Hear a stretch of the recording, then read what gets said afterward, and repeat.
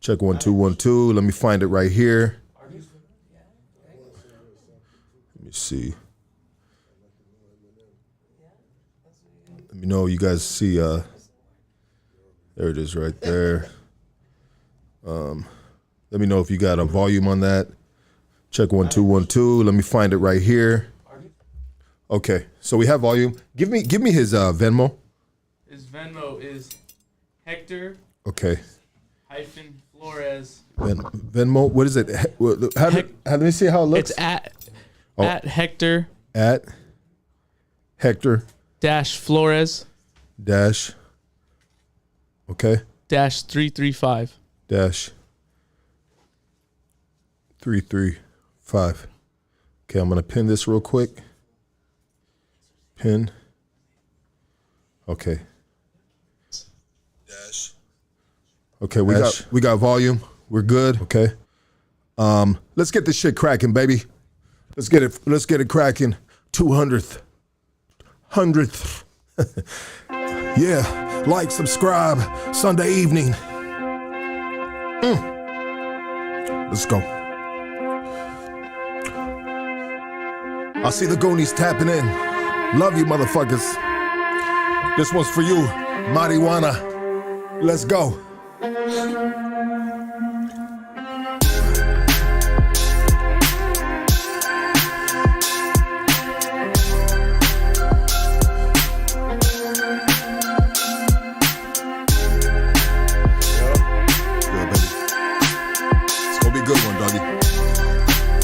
Got a classic for you motherfuckers, boy.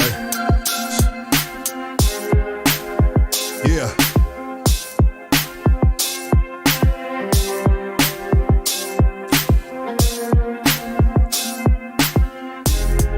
Yeah. Hit that like, hit that subscribe if you're new to Hood Stocks. Let's pay some bills real quick and then we'll get up in this.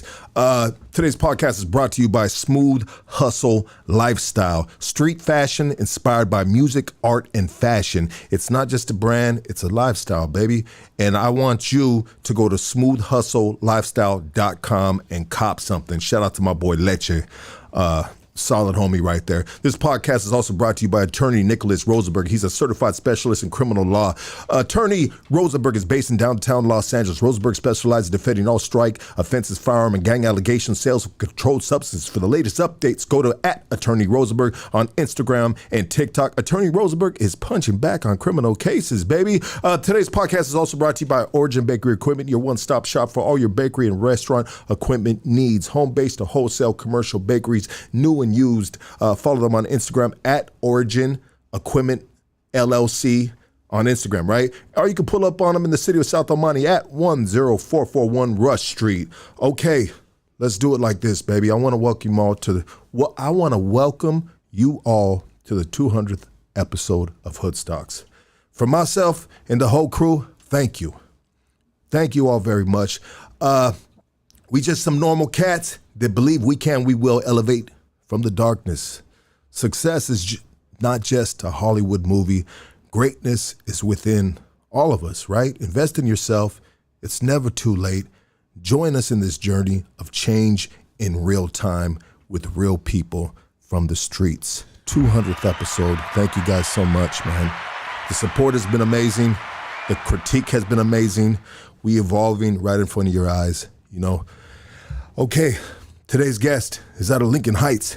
Everybody, give it up for the triple OG Hector, a.k.a. motherfucking Sleepy, baby. Let's go. Yeah. Thank you, brother. Thank you. I appreciate being here, the 200th showing. Be here with you. Pleasure to able to say my story, share it with everybody else. Absolutely, brother. And I would just want to ask you if you can, when you speak, my boy, my triple OG, if you can speak into the mic, all right, so they can hear you nice and loud, bro. But yeah, I mean, it's the 200th episode, and we had to do it big, so we had to bring the big dog in the casa, right? Thank you, bro. Yeah, you know, and there's not too many triple OG homies still around, man. Yeah. There is, but there isn't. And the ones that are around, they're just like deep in the cut, brother. Yeah. They ain't, they're laying super low because they've been through some things in life. So you're fresh out after doing 26 years from 105 life sentence, original sentence. Yep. Okay. You're still in a halfway home? I'm in a sober living home. Sober living home. Yeah.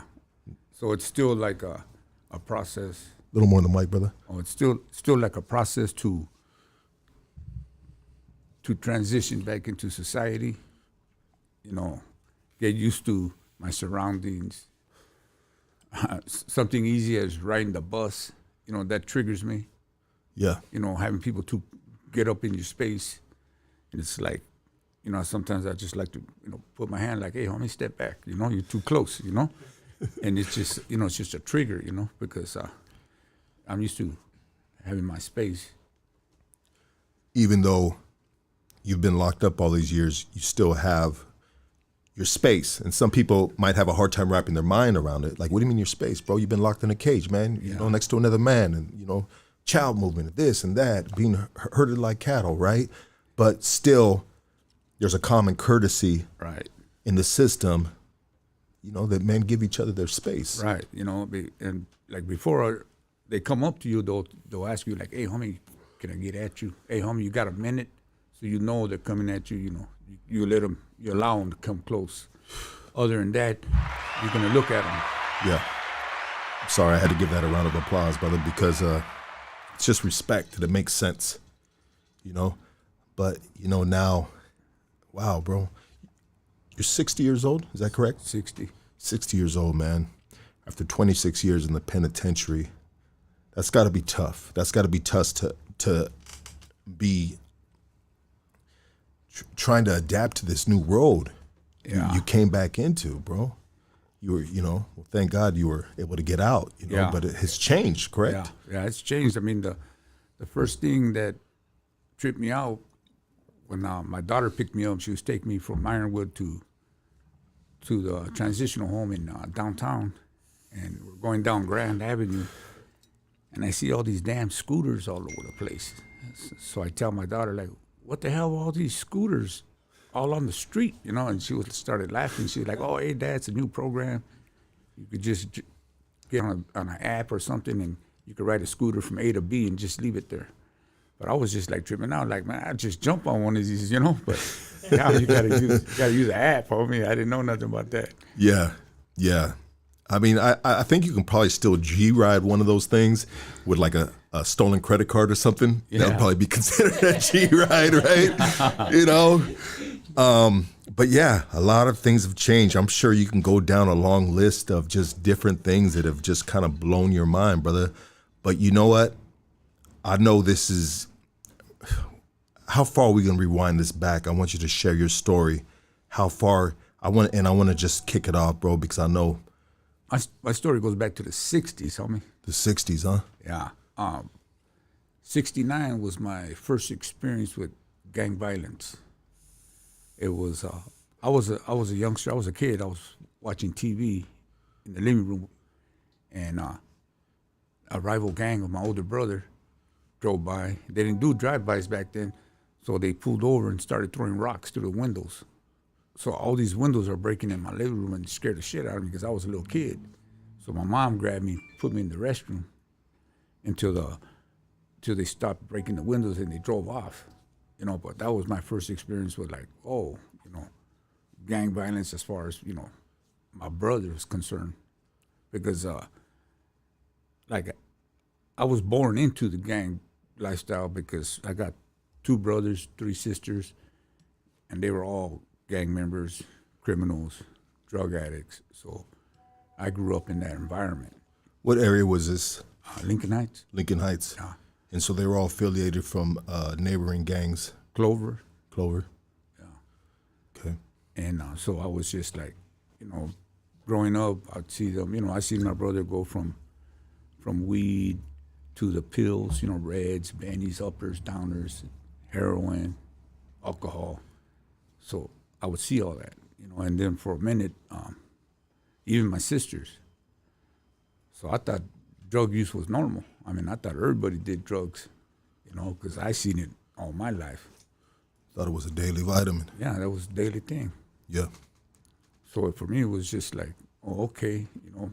But as I grew older, and I would see them just like hustling, I used to say to myself, well, I ain't gonna be like that, you know. I'm gonna work, I'm gonna make some money. But back in '78, it was a Christmas party, and me and three homies were in the garage, and the homie brought out some heroin, but it was a powder form, so he did it up in lines. Was that called the China White? Was Yeah, that like, well, it was powder, powder dope. okay.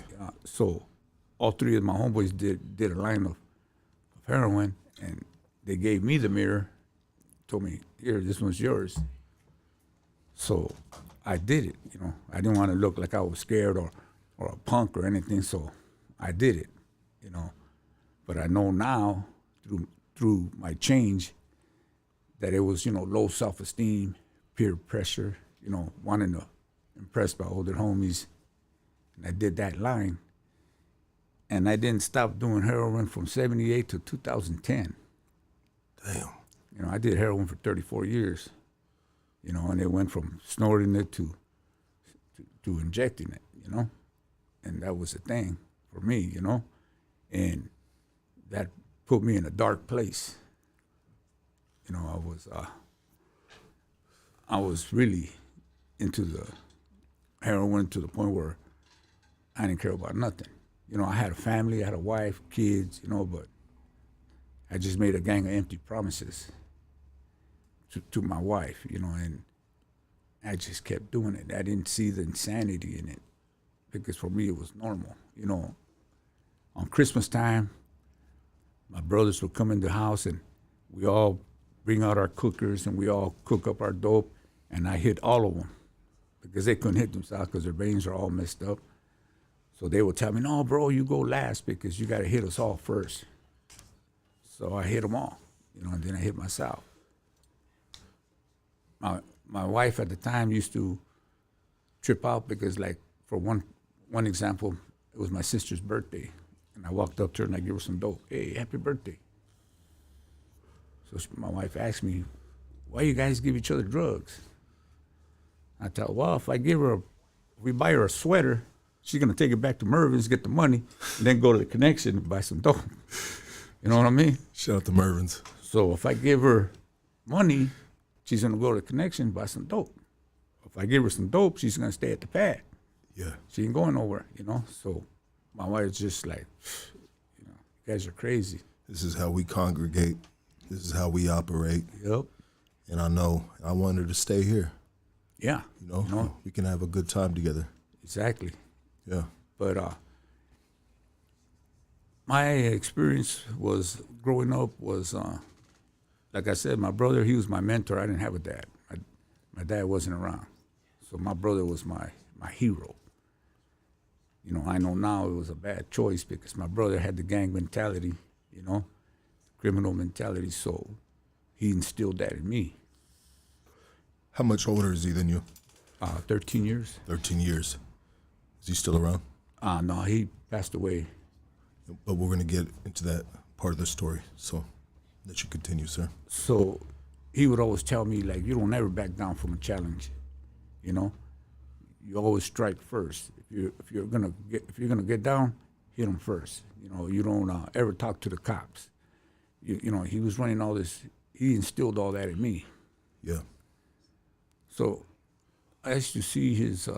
When I was little, I would see his homeboys around him, the homegirls, and you know, the fancy cars, the lowriders, and I'd see all that glory stuff. You know, the stuff we want when we're little. Like, man, I want to be like him. I want to, you know, have my homies. I want to have girls. I want to have a nice car.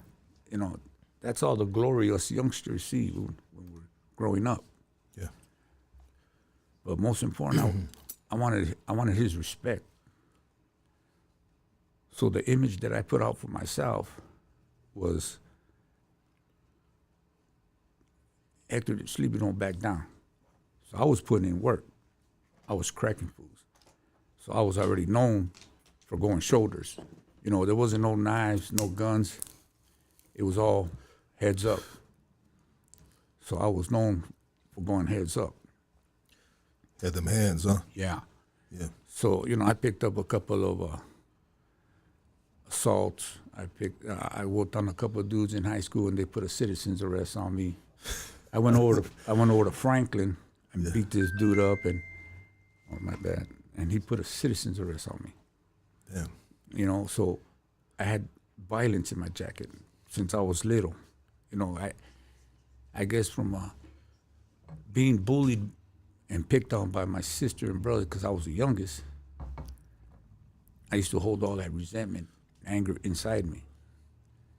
And the way I would release it is through violence. You know, and I didn't really care who you were. I mean, I used to hurt my cousins, you know. I didn't care. If I'm mad, I'm going to handle it, you know.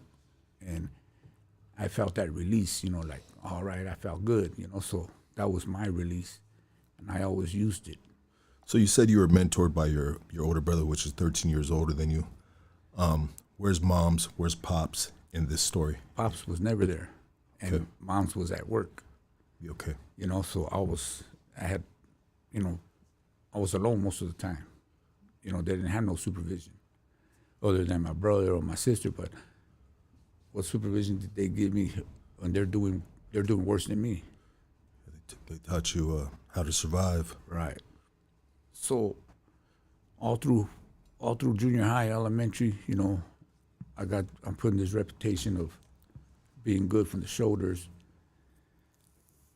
High school came around, senior year, I killed some dude outside the school. This was back like 80. I was with my homie. We were with some girls.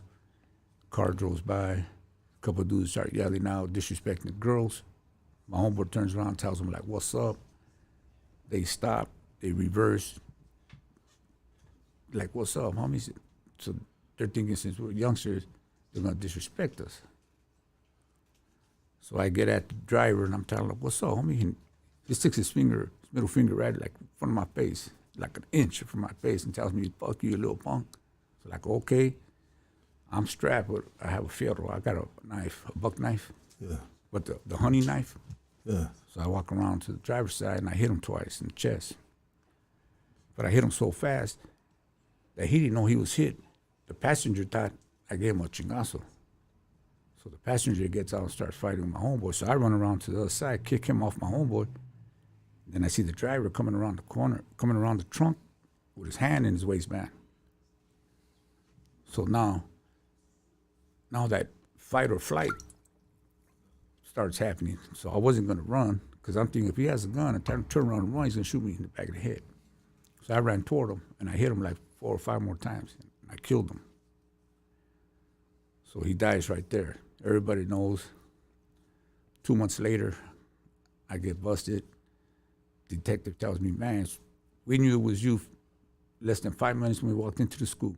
Everybody was saying, Hector Flores killed this dude. Hector Flores killed this fool. So I go to the joint. I go to Tracy, DBI, Gladiator school, North and South. Ain't no other gang in that prison but North and South. Took gang banging to a whole nother level, serious level. There ain't no running. You can't run from one block to the other because we're there. So now, I walk into Tracy. I remember walking into a reception. They put me in Fish Row, and they accidentally put a northerner in my cell from San Jose. So they got one porter out there cleaning. He walks up to me and he looks at me. He goes, "Hey, homie, where you from?" I'm from Lincoln Heights. I'm a South Sider. So he tells me, "Hey, the dude that's in your cell is a northerner. You better handle your business." So we got busy. I lit him up. They take him out. Now the word's out, okay, homie, it's a good homie right here. Now I'm off Fish Row. The first cell I go to he's an enemy of mine on the street. Deadly enemy. But like I said, there ain't no gangs in prison. It's only north and south. That was Tracy, north and south. You're either a northerner or a southerner. So I introduced myself. You know, everything's good. A couple of months go by. I tell the homie, hey, there was a homie there, Pee-wee from Dog Patch. He slings zinc. So I tell him, hey, Pee-wee, I want you to put a suit on me. And he goes, oh, okay, you want that? He goes, yeah, because I'll be back.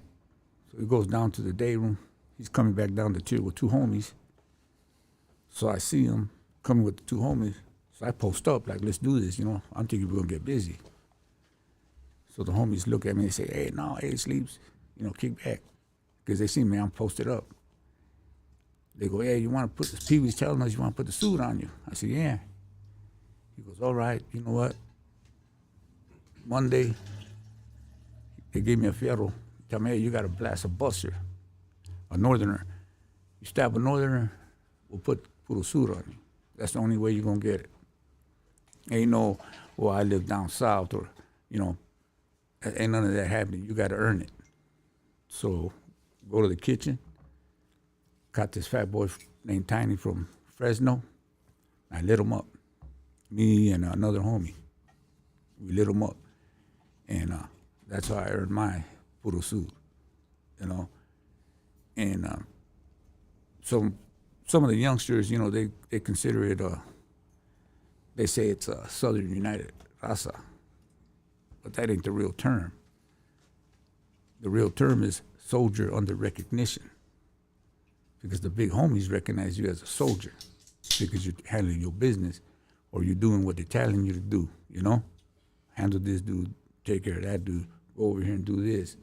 They see that you're down for the cause. So they recognize you as a soldier. So that's where the suit came from in my textbook. Yeah. Which have been throughout the years, different editions. Yeah, different renditions. Yeah, have been put out for the good and bad, or whatever you want to call it, right? Yeah. You know, people, and I get it because that's you know, what I mean, there's probably cats that have put that on them, and you know, maybe they didn't earn it, right? You know, but so when you got sentenced to 105 to life for that 3 strikes. Say that again. Under the 3-strike law. Was that around back then? No. I had gotten out, and then I got busted back in '96 for some robberies. I was doing robberies to support my drug habit. Let's not jump too forward, but in '80, before Tracy, you had caught that hot one, right? Yeah. Okay. So it was a murder, and since the guys that I killed, they were adults, I was a minor, and they considered them the agitators because they stopped and reversed. So they dropped it down with my lawyer, they dropped it down to a manslaughter, voluntary manslaughter. Okay. It was like a self-defense type of thing. Yeah. Yeah, I get it. And so the first penitentiary you go to, like you were talking, was Tracy. Yeah. Gladiator school. I mean, that's what they call it. Yeah. You know, you spoke a little bit on, you know, how it was organized right there. You know, it's either one side or the other side. You know, how long were you there? And like, what? I don't want to get into too many details about this and that, but how long were you there, and how was this day? I was there from '81, and I left December 22nd, '83. Okay. I was ending my term. I was when I first went, I went to Jamestown, but I picked up a case down there, and they shot me to Tracy. So I finished off my term there, and it was real tense. You had to be on your toes all the time. You know, it was as soon as you walk into the building, you know, right away you're looking around. You know, you look up on the tiers, who's on the tiers. You know, any Northerners, how many? You know, and it was always you always had to be on point. You never were by yourself. You always had 2-3 homies. Always walked around with 2-3 homies. When we used to shower, the homies that were in the shower, there'll be like 3 homies on the tier, and outside, dressed and strapped. Because a lot of times the Northerners, since they don't know how, they're scared, they'll try to hit you in the shower, you know, when you're naked, you know? Trying to catch you slipping. Right. Yeah. So one homie will come out. First thing he'd do was dry his feet, put his socks and the boots on.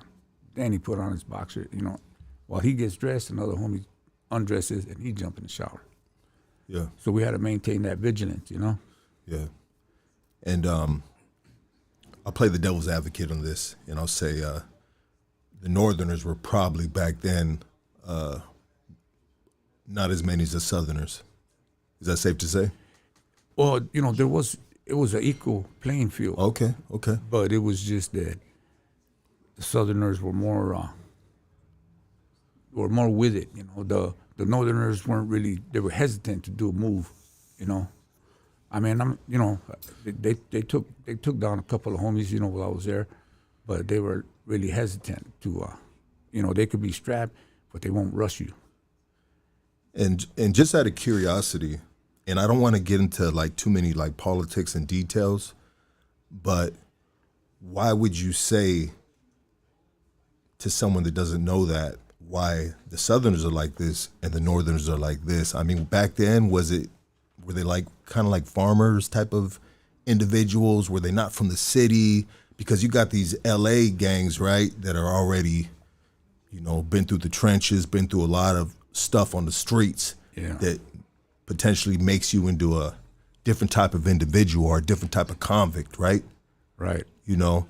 I think it's, me personally, I think is that since like the northern towns are more smaller, there's not really too much activity. Okay. So they're not really active. Yeah. Like the way we are, like LA and all that. You know, we're just a gang of neighborhoods. You're already groomed, bro. You're groomed as a child, right? Yeah. You're groomed as a child. And so I just wanted to just kind of give a little bit of a perspective on maybe the thought process or the individuals on both sides on why one might be like this, quick to move, and the other one might be hesitant because these dudes are already groomed. They're groomed and they've been doing it since a freaking child, right? You know, Right. they're raised into it like you were. You know, so yeah, bro. And it was serious though. We had a couple of homies parole, and they jump on the Greyhound, come back down to LA from Tracy. The Greyhound, you know, it makes its periodic stops, different cities. Well, one time it stopped, I guess like San Jose, somewhere up that way, and the homie gets out. One of the homies gets out, and they killed him. They had Northerners waiting for him. You know, so naturally we retaliated in Tracy. So when it was my time to parole, they didn't let us take the Greyhound. They escorted me to Stockton Airport. I had a flight down to LA. They weren't letting us take the bus because it was, you know. Those dudes were waiting. Yeah, those dudes waiting, different stops. That's crazy, bro. Yeah. You know, that's how serious it was back then in northern South. Yeah. From the prison system to the streets. Yeah. Hand in hand, huh? Yeah. Wow. That's interesting. So you said you were out of there in 83? Yeah, December 22nd. Where'd you go from there? You said Jamestown? No, Oh, that was 96. Yeah. Okay, where'd you go from at that time? From when I left there, I paroled to the street. Okay. And I stood out around 12 years. Okay. And got, you know, really caught up in heroin, and I started doing some robberies. But I was like, they called me a serial robber because I had like 49 robberies. Yeah. And all the way from Van Nuys to Santa Fe Springs. So they knocked down 45 of them, you know, insufficient evidence and all that. So I think for the last 4, they were saying like, oh, we ain't gonna let him off. You know, we gotta get him. So they didn't want to deal with me because I had nothing but violence in my jacket. So they gave me 25 to life for each robbery. So I ended up with 100 years and then a 5-year prior. So they gave me 105 to life. Okay. And so now we're all the way up to 96 now? Yeah. Okay. I mean, just let's back it up a little bit and then we'll jump back where we're at right now. But I mean, from like 78, 79, and now you're in the 90s. Like, what would you say is the difference between like the 80s on the streets and then the 90s on the streets in LA, your area? Okay, the 80s, you would seldom get somebody get shot. In the 80s, if I wanted you, I'd get you. I wouldn't like shoot 4 or 5 of your homies. You know, I'd get you. Okay. It was like more like that. It was more direct. Personal. Right. Yeah. Sorry. In the 70s, if we drive by each other, we'd pull over, and it'll just be me and you going heads up, you know. And I would tell my homeboys, don't jump in, because if my homeboy jumps in, it's like disrespectful, because it's like I couldn't handle my business. Okay. You know, and we get them up, homie. We get them up, and then we'll be like, all right, you know, you got yours, or, you know, I got mine, you know, and you go your way, I go mine. We see each other again, round 2. You know, that was the 70s. The 80s, you know, you had your 22 shotgun, you know, not like the 90s, you got AK and 9mm, you know, 18 rounds, you know. Yeah. Back then it was just a 6-shooter. Yeah.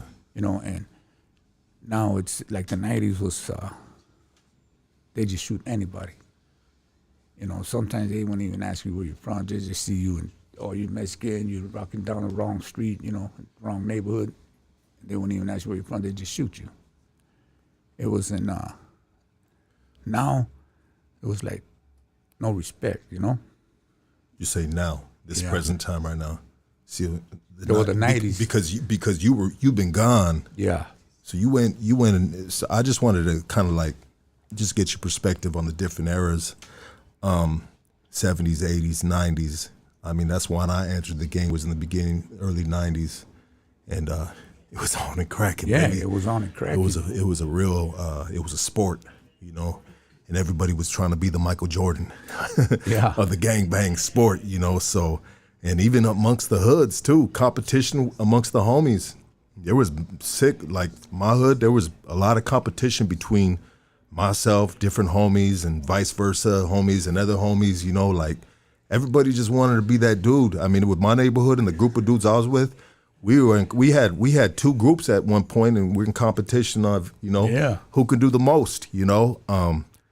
And it was a crazy freaking, you know, time in my history, and you know that firsthandly as well, because you were out during that time. There were so many murders back then, you know, when you were running around. You know, it was just like, wow, killing every day on the news, you know? Every day, bro. Damn. You know, and then I read an article when they were talking about the drive-bys, Yeah. you know, and how a lot of, in different incidents, innocent people got shot, you know, so they were saying when they stopped doing the drive-bys, this reporter from the LA Times said the credit doesn't go to the cops or the crash units and the gang units. She said the true credit goes to the big homies, because they're the ones that put the word out to all the gangs, like, no more drive-bys. Cut that shit out. Yeah, cut that shit out, you know? If not, you gonna be in trouble. You're gonna be in trouble, exactly. You gonna be in trouble, baby. Shit. You'll have to answer for that when you get to the back. Yeah. County jail. What about the county jail back then? I mean, so let's talk about the county jail, bro, because when I hit the county jail, it was in 95. I went from East Lake Juvenile Halls to the old Parker Center, downtown LA. Got processed in, and I was excited, brother. I was really excited because all the homies talked about this spot, place, and I'm finally putting the stripes on my shoulders, brother. You know what I mean? Like, I wanted to be there. I had 20 armed robberies and a Highland Park gang beating of an old man and robbing him. Probably the only one I didn't do, you know? I mean, I'm not gonna say it like that, but I'm just saying, like, damn, dog, I back then, I don't even want to get into my shit too hard, dog, but so when I went in, let me get to my point. So when I went in, all the older homies like you know, they were just like, man, it's just easy now, man. Back then we did have our money because they had just taken the money away. We used to be smoking, visits, this, that. I mean, I know the 90s were crazy, bro, but the 80s were. Yeah, the 80s, we used to get our wet 40. Yeah. And what's a wet 40 for people that don't know? it's when you go to visit, your visitor is able to give you $40. So Why do they call it a wet 40? Because when they take it to the guard slides it through the water just in case there's any drugs. You could put water in cocaine or methamphetamine and liquefy it, and then dip the $20 in there, dry it up, and then slide it to you. They see no motherfuckers eating that money. Yeah, put your money where your mouth is. So they would slide the $20, the $40 in water, and then give it to you wet. So if there was any drugs on it, it's going to disseminate through the water again. I just want to know who was in charge of disposing that water, sir. Yeah, I know. That's the job I would have been trying to get. Hell yeah, dog. I'll be hooping a water balloon on me. Yeah, water for sale. Yeah, I got that good shit, baby. But yeah, that's the way it was in the 80s. But what it ended up doing was creating a lot of more violence and in-house robberies, because back then it wasn't segregated as it is now. So we have white boys, everybody in the cells. So we snatching their money. Give me your money. We'll beat them up, take their 40. Why do white boys get treated so bad in the 80s in LA County? Because they're outnumbered. I mean, Plain and simple. Plain and simple, huh? Yeah, they're outnumbered. They're outnumbered. You go up to white But boy. why are we preying on the weak? Only the strong survive, my brother. There you go, baby. Damn. So I gotta play the devil's advocate sometimes, baby. I gotta, you know what I mean? You walk up to a white boy, you tell me, hey, homie, what size shoe you wear? He sees 5'6" Mexicans, he's gonna just give them to you, Your size. Hey, bro, I did that shit one time. First time in the county, and there was this big ass white boy, and he had a size 13, and not one of the homies could wear that motherfucking shoe, bro. You know what I mean? And it's clear as day, bro. You can see this shit, dog. That none of the homies are gonna be wear those shoes, dog. But I wanted to impress the homies, dog. You know what I mean? I want to let them know, dog. Hey, I'm one of them dudes too, bro. And I just pushed up on that fool, and I was like, hey, what's up, homie? Bow, bow, bow. Whoa. Hey, what size them shoes, And I looked at this, I can see it in this white boy that he was like, motherfucker, if it was just me and you, I'll beat the dog shit out of you. Like, he had this look, bro, you know what I mean? He was big, bro. He was big, dog. He was a pintero, dog. You know what I mean? Like, he been in and out, bro, with these dudes, you know what I mean? But like you said, you outnumbered, my G. And you got this little young 18-year-old dude that's trying to impress the homies. And fucking, I got the shoes, bro. And I said, hey, which one do you want shoe? They all looked at me. They're like, fool, get the fuck out of here. You stupid motherfucker. You know what I mean? We had your back, but, and you know damn well. You know what I mean? Yeah. Not anybody. But anyways. Yeah, I did that. I took some shoes, and he told on me. So the guard came over, the deputy came over. I seen him coming. I knew he told on me. So I took the shoes off, and I put them in the corner of the cell. And he seen me, and he goes, give me those shoes. So now I'm in my socks. So I'm like, fuck, you walk around counting your socks. So some black dude came into the cell. He sees me in my socks. He's like, what happened? I said, oh, man, deputy took my shoes. So he pulls out his legal folder, pulled out extra pair of tennies. He goes, hey, man, here you go, bro.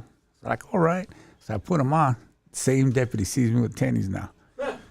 And he's like, motherfucker, where'd you get those? I said, hey, man, brother gave them to me. That's what we're going to say anyway. So he looked at him, and the brother was like, he was all one of them legal beagles, and he was like, oh, man, he started calling out laws and said, I gave them to him, and so he just let me walk, But, yeah, I did that, and I was lucky the brother gave me some shoes, because when the homies see me in my socks, and they're like, oh, Sleeves, who took your shoes, homie? They gonna clown, and then they'll be concerned about shit, dog. Yeah. You know what I mean? But they gonna clown the shit out of you, dog. It's a bad look, doggy. Yeah. There's only one complexion that walks around in socks in that bitch, dog. And you know who that is, at the time, right? Yeah. But wow, what a fucking. But county is, like they say, you survive the county, you make it anywhere. Well, check it out, bro. The first time I hit the penitentiary, brother, the homies would say, homies that would fuck up on the yard, bro, they would say, hey, bro, what county jail you come from? You know, and if they said L.A. County Jail, bro, they would get no love, bro. They would get disciplined, bro, because, homie, you learn everything in L.A. County Jail. Yep. You got no excuses, and you're doing this stupid shit right here. And put up with that shit. Yeah. And then 96, Wayside, Max, Riot, the Blacks. Yeah. I was right above you. Yeah, we were in the county at the same time. You were with Pep. I was with Pep, dog. Yeah, I was upstairs. Yeah. And, was that fucking crazy or what, bro? we the ones, our dorm. Hey, Pep, remember our dorm got the extra when everybody got off juke balls and everything, and we heard you guys rumbling upstairs, programming and shit, bro. We had another week on that shit, dog. Cause we kept on getting off, bro. Yeah. Yeah. Oh, bro, they took everything, bro. Everything. We had to cut our mattress and sleep on it like a fucking mummy. And then you come out, and if you got the old mattress and the fucking shit's breaking up, that shit's all over you, dog. You know what I mean? It's horrible, dog. Yeah, it was horrible. That shit was horrible. And Pep got a black eye, and they clown him too. You know, they could. But yeah, the dorm, bro. You know what I mean? But he was the first one that jumped off. Woo woo. He was on a big ass dude, and I guess the dude got one good one on him, dog. But Peps was doing his thing, though. You know, Peps was. I watched him jump off.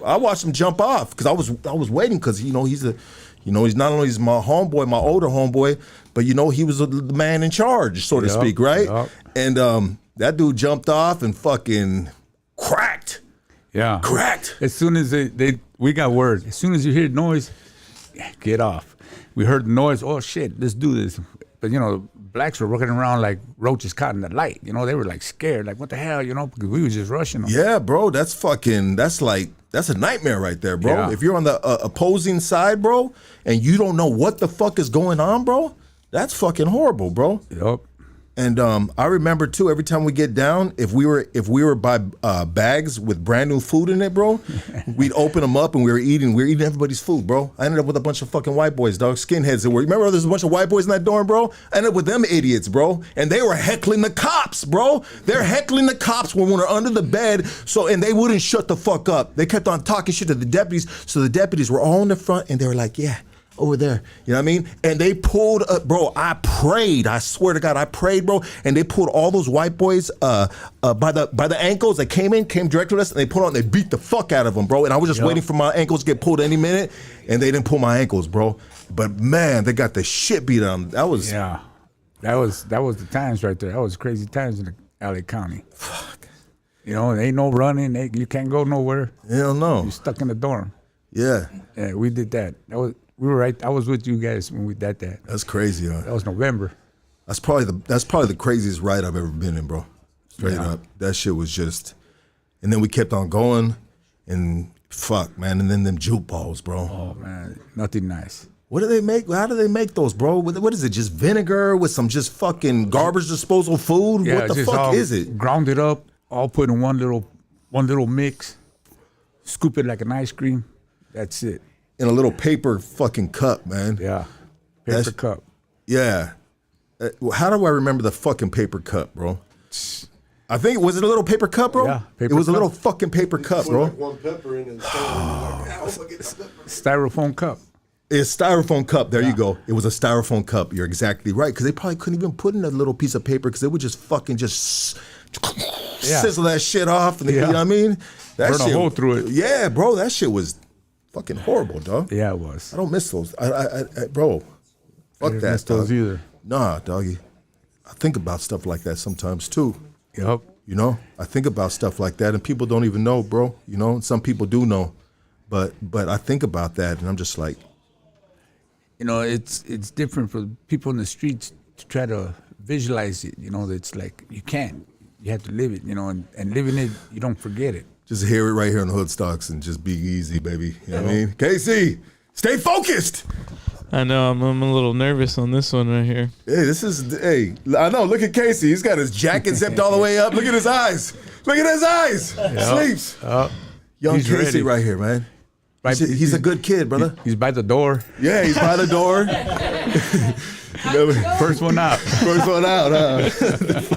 Hey, fight or flight. We know he's flighting. Yeah, he's flighting. He's 100% flighting, bro. Yeah, all of a sudden you're going to see fucking... some airline just. It's just gonna be my hat, and I'm gonna be gone. Yeah. Give me shoes. He's gonna throw Brenda. Hey, but we need some of them good guys to run once in a while, because after that, when we're all locked down, hey, homie, go over here, go over there. They got to run for us. Yeah, absolutely. I mean, everybody serves their purpose one way or another. One way or another. Yeah, Exactly. So, '96, we went a little off with that riot, because it was just if anybody was involved in that, and either side, any angle, deputies. I mean, I bet deputies are, to this day, they probably tell that story about that shit right there, bro. Yeah. I bet there's deputies that say, remember '96, these crazy motherfuckers, the whole entire facility erupted at, what was it, 3 o'clock? 3 o'clock. And then not only... Was it 3 o'clock? Not only... Bro, I was Wayside- watching the clock, bro. I was like, oh shit. Huh? They took our clock around. Did they? Oh, we heard it rumbling upstairs. I Yeah. like to show the time because everybody be like, 3 o'clock, it's on. They're like, So they had caught wind of something. Okay, that they took the clocks. The Juras. I remember that now that I think about it. Yeah, we heard rumbling upstairs, bro. Yeah. Then Peps jumped off in his tantarans, dog. I was like, Peps, come on, dog. We can't do it right on tantarans, dog. Hey, is Steeler Tantara? Yeah, still their tantarans. Then they weren't even the regular tantarans. They were like the more Speedo type, dog. You know, that was a big riot, though. You 'Cause couldn't even see the whole Steelers emblem on his crotch, bro. Yeah. You know what I mean? You know, his package wasn't big enough, dog. there was only one star. It was only one star, dog. That's it. It was only one star, dog. Fucking Peps, dog. Peps was like he was a ladies' man back in the day. I hear from some old hyenas that have been through hell and back, probably because they've been with him. But they're like, man, this dude was a ladies' man. Shout out to fucking Chucky Brown. Right? Chuck, if you're watching, we love you. Go ahead, brother. I'm sorry. So from '96, that's when you get the 105 years to life. Right. How old are you at the time? 34. 34. Damn, getting 105 years to life at 34. Man, I mean, did you have any expectations in yourself? I know it was just the drugs that was kind of pushing you and shit, but did you ever ever think about like, you know what? I might want to do something different. I might be a little better than this. Did that ever cross your mind? Yeah. During that time? At that time, yeah. You know, the first time, my mentality was, you could say it was more immature, because I was still, a youngster, and I was still, gang banging. So for me, I looked at it, because, my brother's done time, my sister's done time. So I looked at that as a rite of passage. I looked at, well, that's something all gang members do, is go to prison. But for 105 years? No, the first time, Okay, the first time, yeah. I looked at it like, that's part of being a gang member. We go to prison, Yeah. So when I went to prison, and I took care of business in there, when I got out, I wore that hot one as a badge of honor. That's right. I killed this fool. And everybody knew you was that too. Yeah, Yeah. and I committed like the ultimate, for the neighborhood, the ultimate sacrifice of my time in prison for the neighborhood. I got me a mark on mine, for the hood. So I thought, okay, I'm that guy now. I earned the respect of my brother. He respected me, because I held my mug, walked with my shoulders up, and I took care of business. So I got out. I was good. My jacket's solid. And he's like, that's right, carnal.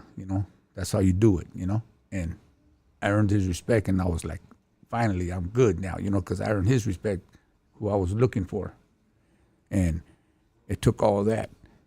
Then, now in '96, when I get busted, I was like, man, I shouldn't, now I'm thinking I shouldn't have did this, I shouldn't have did that. Should not try to earn that respect. Right. Yeah. Now all the regrets are coming out that are too late.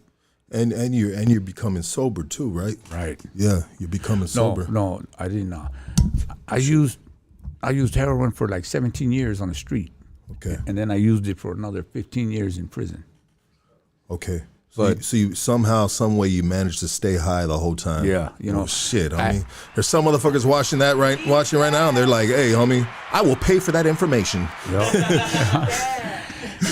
Hey, I was gonna be. I This is a professional right here, sir. always said to myself, I ain't gonna be that guy in the yard getting beat up for a $50 paper. I'm gonna handle my money. You know, my money was good. Yeah. So, you know, I did 15 years, no problem. Hell yeah. But I had the mentality of, why stop now? Yeah. You know, I'm already busted, got 105 alive. Why should I stop doing dope now? 100%. I mean, I hate to say it like that and agree with you, but I think it's correct. Because why would you stop now? Right. But there's a lot of people that come on here, bro, that stopped then. Yeah. You know what I mean? For Yeah. whatever reason. But you obviously are, you know, built a little different. Right. You know? And I looked at it as, well, it's time for Sleepy to get back into the groove of things. So I jumped right in and into the drug scene, the politics, and I took care of, you know, me, you know. Like, I let the homies know this is who I am and this is what I do, you know, because I put in a little bit of work on some dudes and that needed to get disciplined. And so the homies looked at me like, oh, hey, that's the homie Sleepy. He's cool. That's an older homie. He's good, you know? Yeah. And that's why I wanted to reestablish, because I'm going back into the system. So I needed to reestablish that. You know? Yeah. Because, you know, some dudes get out. I was out 12 years, you know, come back and, you know, I'm not going to be no softy. You know what I mean? Yeah. So I took care of business. You know, picked up some shoe terms, saw on staff, all that, you know. But that was my mentality. Like, why stop now? I don't, you know. And when I would go to, when I pick up a write-up for infraction, you know, I tell them, what you gonna do? I would tell the lieutenant, you know, the hearing officer who was hearing my 115, I mean, what you gonna do? I got 105 life. I got 4 life sentences. What you gonna do to me that courts ain't did yet, you know? Yeah. So they would just look at it and say, you know, go back to your yard, you know? Yeah. Or release me from the hole, because there's nothing they can do, you know? I had that mentality of, why stop now, you know? And I did that for the next 23 years. I just was doing my thing, you know? And in doing so, you know, I lost my wife, you know, she left me, which understandable, you know, 105 lives, she ain't gonna wait around, you know? But I mean, shout out if she could. yeah, you know, I told her from the start, as soon as I got that 105, I told her, hey, you find someone that becomes more than a friend, do your thing. Yeah, no, I get you, bro. And I was making a dumb joke, bro. Like, what if she could? You know what I mean? Oh, yeah, Shit. yeah. No, I commend You an her. alien. You know, she ran 10 years. I commend her for that, you know? Yeah. You know, and then I had her doing things that you know, she told me, you know, you got me doing things I ain't thought I'd never do in my life, you know, because she was a square. Damn. So I had her, you know, hey, go over here, pick this up, wrap it up, give it over there, take it over there. You know what I mean? And so she was all, you know, she was doing it for me. She was doing what you were doing once upon a time ago. Yeah. Trying to earn that respect. Yeah. You know, because she was solid. Yeah. She was down with whatever it was with you, huh? Yeah. And then in 2007, the last I heard of her, which was I was in the shoe, you know, and she's like, man, all you're doing is getting in trouble. You're always going to the hole. Because we had a standing rule. If I go to the hole, do a shoe term, don't come see me. Because I don't want her to drive 2-3 hours for an hour visit, you know. So I would tell, you know, don't come see me. So there'll be times when she don't come see me for a year, you know. But that's the way it was. So 2016, we got off with the COs in Calipat. And picked up a song staff, went back to the shoe. I get out, I was in Tehachapi on B-Yard 2 block. I get out the shoe, send me back to Salinas Valley. I get to Salinas Valley, town with the Bulldogs. I got Bulldogs living next door. So I write my girl and tell her, hey, you know what, I'm probably not gonna be here that long. It's on with these mutts. I got 2 living next door. As soon as the door pops, you know, it's on. So that was the last I heard of her. She was just probably like, oh, fuck, there he goes again. You know, he just got out the shoe. He's already, you know. But, you know, I told her I had to do what I got to do. You know, I live here. You know, I don't live out there with you. You know, I live here. This is what I got to do. And, you know, sometimes you just got to do it. You know, because if you don't, then you're in trouble. You know, and so I wasn't going to be that guy. I wasn't going to be nobody's victim or be set as an example. So I took care of business. you know, and in the long run, it paid off because I had the respect of a lot of the homies, you know, like, that's right. There wasn't too many triple OGs on the yard anymore. Yeah. There's not too many, you know, they hang up their guns. So after Calipat, after Salinas Valley, I went back down to Calipat. This was 2010. And then went to the hole for a quick 7-8 months.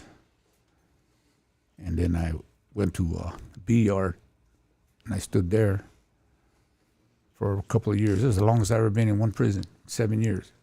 Because usually I'm in the yard for maybe a year and go to the holes, you know. Get tired of being in a certain place. And, oh, hey, the next mission, I'll do it, you know. And I ended up,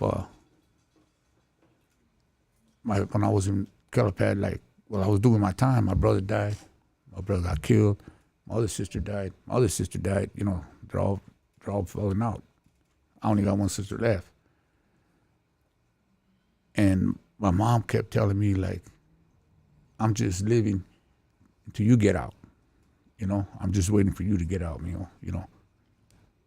I'm still here, you know. I'm just waiting for you to get out. So, you know, she's old already.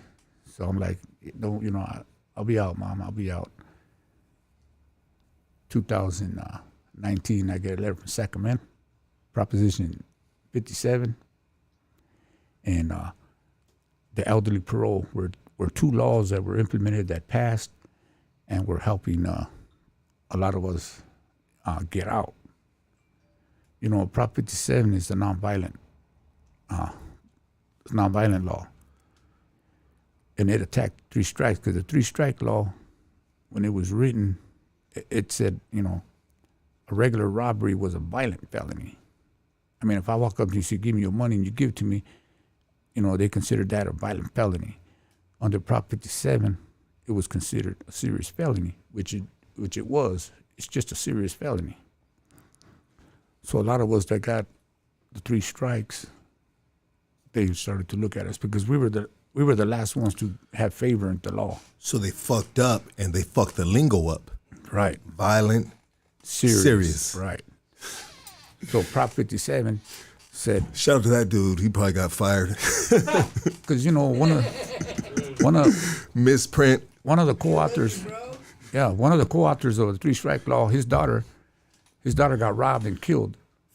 A dude just got out of prison, robbed her, took her purse, killed her. So he was one of the co-authors of the 3 strikes. So automatically he was biased. Yeah. You know, he was against all offenders. And so they said, you know, in a way it was good that they gave me that much time because they looked at it, man, this is ridiculous. You know, 105 to life, 4 robberies. So that gave me action. Then under the elderly parole, if you're over 50, you got over 25 years and over, you'll be allowed to go to board every year. Because I wasn't allowed to go to board for like another 20, 30 years. So now I get to go every year. So by that time, I figured, okay, now I got to work on myself and make the change. Now I need to step out that darkness and walk in the light, you know? And I had to work on myself. And that's what I started to make the transition and start working on myself and doing what needs to be done. What is that? I needed to re-educate myself. This one homie, he told me something that was really profound. He told me, the board wants to see if you know yourself. So naturally I said, yeah, I know myself, you know, but I didn't. I didn't know what triggered me. I didn't have no coping skills. So but did you go to the board and fail? No. My first time board, I passed. Okay. So I started to get into my self-help classes. You know, they had now they have more classes to help an inmate get out than they did back then. You know, in the 80s and all that, you out, that's it, you're $200, you're out the door, you do what you're gonna do. Now they got, you know, transitional homes and Yeah. sober living facilities, and they have a lot of programs, reentry programs in the prisons now. California, baby. Yeah. Only California does that shit. And I was in one of the best. They're really trying to press the reform. Right. Go ahead, though. I was in one of the best prisons for that, which was Ironwood. Okay. I was in Ironwood Sea Yard, and so I started taking like anger management, Golgi, going out to going in, learning about your thought patterns, alternative to violence, instead of just fighting, find alternative. CGA, Criminal Gang Anonymous, because people get addicted to gangbanging. It's also an addiction. And stuff like that I started to learn. And to go to board, you got to write like a portfolio. I mean, a good 20, 30 pages, 40 pages, remorse letters to your victims, parole plans, what you plan on doing, first month, 3 months, 6 months, 5 years. You got to write relapse prevention, in case of relapse, all that anger management. So I had to go dig deep and learn about myself, understand where all this violence came from, and that's what I said, like I said in the beginning, my violence is rooted in the resentment and frustration that was penned up in me by being picked on and bullied by my brothers and my sister. That was all built up. I couldn't hurt them, so I would hurt someone else. So that's where my violence comes from. That's where it stemmed from, and I had to deal with it. I had to recognize, like, when I'm getting mad, so I could turn that switch off. I didn't know how to turn it off before. Now I could just, like they say, count to 10, or meditate, work out, and it'll release that stress, that anger you have in you. Say a prayer if need be. And I went through NA. I facilitated NA for like 2.5 years.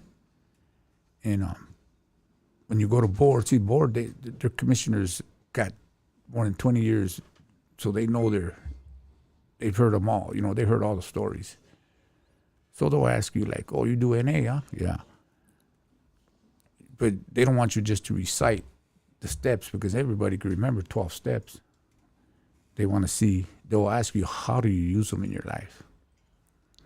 And I'll tell them, like, for example, when I went to board, I told them, well, I spread the word, Step 12 says, spread the word of the addicts. And I spread the word because a lot of homies in there were taking that Sebastian, that substitute for addiction. And I was telling them, like, hey, homie, you could do this without that, You're stronger than that. And so the board sees that I internalized that, and I'm using it, What I learned, like it says, you can only keep it by giving it away. So I try to give away the knowledge I have, to the ones that need it, the ones that don't know. Because a lot of times you tell someone something, they'll be like, oh, hey, I didn't know that. Yeah, do this or do that. Because we had some fool in in Ironwood. He had some bunk dope. So I guess his homie on the streets telling me, hey, homie, this shit kind of weak. If you want, I'll cut it with some fentanyl, make it a little stronger. So he said, all right, go ahead. So they brought that dope in here, into Ironwood. There was more than 20, 25 overdoses, like 7, 8 deaths within months. The dudes were just falling out. So it got pretty hot down there. They had Sacramento. Every time someone dies, Sacramento got to hear about it. So they were on the guards and the captains. So everybody was like, whoever brings in dope, you're gonna get it. Because then we had a couple of homies there, big homies, and they were taking all the heat because they were like, hey man, you guys are the one got to say so, what's happening. So they were taking heat too, and it wasn't good. And you make that excuse like, oh, I only do a little bit, or he died because he did a lot. I only do a little bit. Next thing you know, he dies. That world of darkness is it's deceiving. You know, for me firsthand, I seen that that gang mentality, the homies, you know, that camaraderie, you know, it's good, but it don't last long. You know, it's a facade. Because I'm pretty sure you have ran into homies, because I ran into a gang of homies and who their crime he told on them. You know, that homeboy life only goes so far. You know, once you're in trouble, oh, it was him. It wasn't me. You know what I mean? You got, you know, who told on you? My crime, you know, or my homeboy. I thought he was my ace deuce, and he told on me. You know, so like me, I did all my robberies by myself. So I ain't got to worry about hurting anybody who tell on me. You know what I mean? Yeah. I didn't have no crimes. I just did them all myself. You know, and I got caught by myself. But that camaraderie only goes so far. I come to realize that, you know, it's not as I thought it would be growing up, you know, seeing all that glory, you know, fame and stuff, you know, but it only take you so far. So go ahead, bro. So you're having a big changing moment in your life, different feelings. Yeah. Like you said, you're educating yourself, getting to know yourself, stepping outside of yourself. Yeah. Right? You know, that's to the, you know, what you had a chance to go home, so you wanted to prepare to go home, and you didn't want to come back, obviously, right? Right. So finally you start making these changes, man. Yeah. And who are you? Like, who?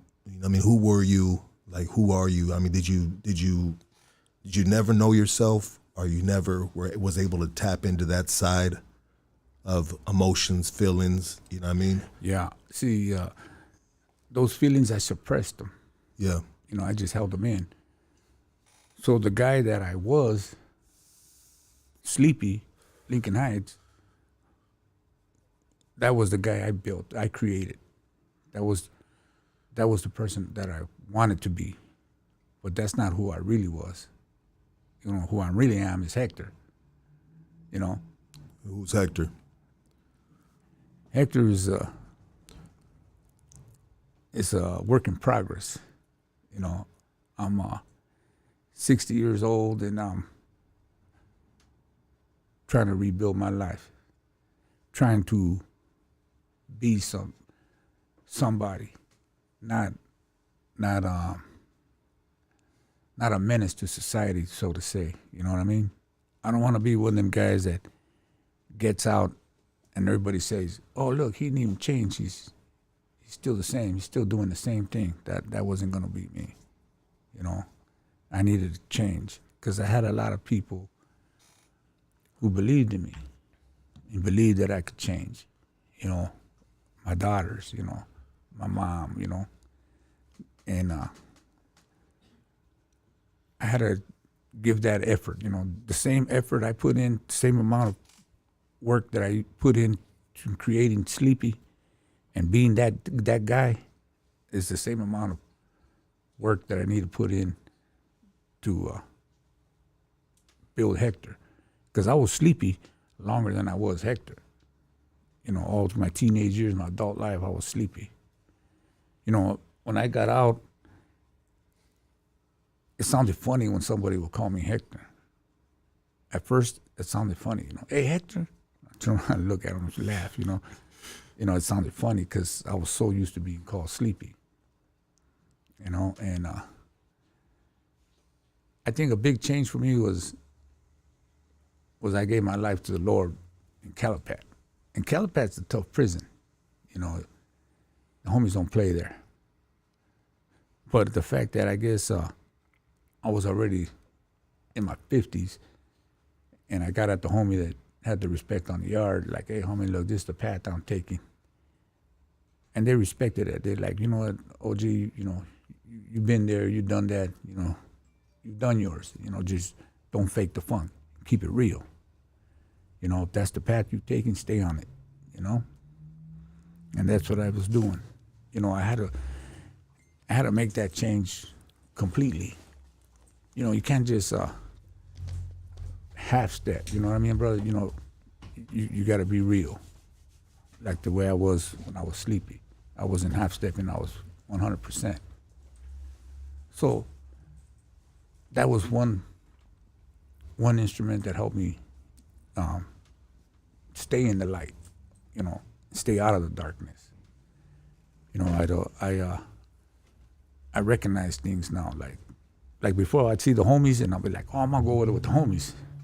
But now, I see the homies and I'm like, oh, I'm cool, because ain't nothing good happening right there. You know what I mean? Yeah. So I learned to recognize that. You know, before I would just be right there with all the homies. You know, but now I recognize like, no, that ain't cool.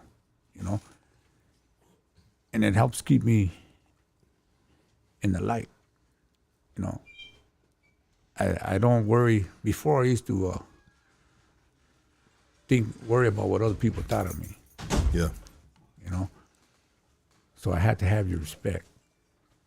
So I'd put in work, or I'd show you what I'm about, so you could be like, oh, yeah, that's a good homie. That's a solid homie. But now I don't care about what people think of me, because I know who I am. You know, I've lived a life that most people will never live, or even survive it. So I don't worry about that. You know, I don't worry about what they say. Like, oh, you know, you think I'm weak? Cool. You know, it doesn't bother me. Before it would. Before I'll be like, I got to get at you. You know, I got to get at this dude. You thinking I'm weak? I'm going to have to get at him, you know? Yeah. Either I go into his cell or we handle it on the yard. So what do you feel, how has it changed now? Now you feel you need to do better for yourself, for society, contribute. Right. I mean, You know, I took away so much. That's all I did all my life, was just take from people, from society, you know? And now I feel it's my time. You know, it's never too late, so it's my time to give back. do you feel like you should be repaying from your past? You know, I feel that I paid for what I've done. Okay. You know, I lost a lot of people. You know, I wasn't there for a lot of things. You know, I lost that, but that was my fault. I don't blame nobody but me. You know, it's my fault. You know, I can't say, oh, because I see my brother did dope, that's why I did dope, and that's why I went to prison. No, it's my choice. You know, I take full responsibility for what I've done. You know, my actions, and I don't blame nobody. You know, and that's the way it keeps me stable. You know, being able to, like they say, man up to what you do. You know. Yeah. So, you know, it wasn't easy to. It's easy to do bad. It's hard to do good. You know, and that's what I'm trying to do now. Is do good. You know, give back to society or to. How do you plan on doing that? Well, I've been going to school. I go to East LA College, and I took college classes in Ironwood for a drug addiction counselor. Right now, I'm a registered counselor, and I feel that if I could help the next addict, you know, to help them with sobriety, then that's my job. And I feel that if I can help and educate the next brother, you know, on the do's and don'ts by my errors, you know, then they could maybe learn something or get some kind of knowledge. Because I'm not going to blame the next man. Oh, you're doing this wrong, you're doing that wrong. That's not the way to go. I would educate them by saying, this is what I did wrong. This is what I did wrong. I did that wrong. I did this wrong. You don't need to do that, because what you're doing is going to end up being wrong. And I try to educate them. You know, I talked to, when they asked me, hey, we need somebody to speak. When I was in transitional homes, I would speak, you know. And I feel that's my little way of contributing back to society. Well, shit, if anybody knows what not to do, you got a master's degree, sir, in that. Yeah. You know, Yeah, you were deep in them trenches. You were deep in the eras you went through, bro. Yeah. I feel like I can't even call you bro. I should be calling you like sir. Sir? Big dog, how about that? It's just, they can really make a movie out of this. Yeah, you know. And check it out. I want to say this right now, guys. His Venmo is up there, pinned on there. And also, too, Hood Stocks on Cash App. The homie's going to work right now on a bike right now. You know?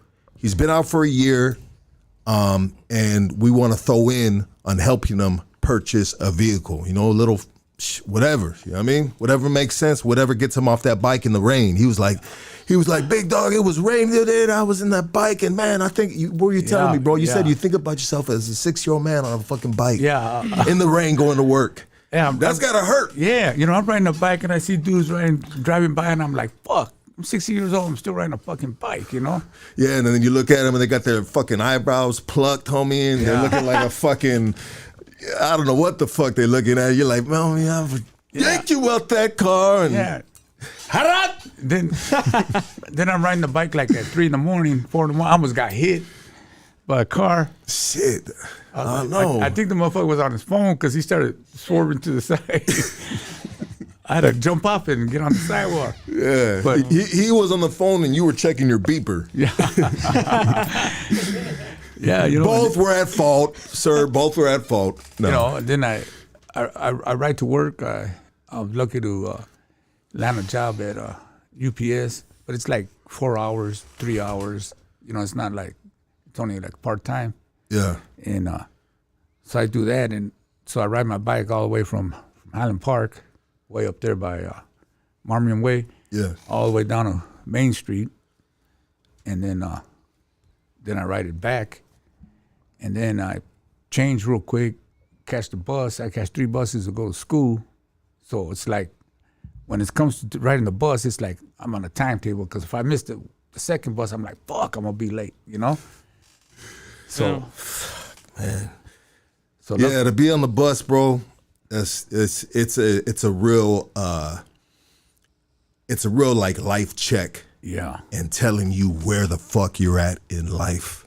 But there's some people that choose to commute like that. But if you don't have that confidence of, you know what, I'm here because this, and I got 3 cars in the crib, homie. You know what I mean? Like, it's just a different.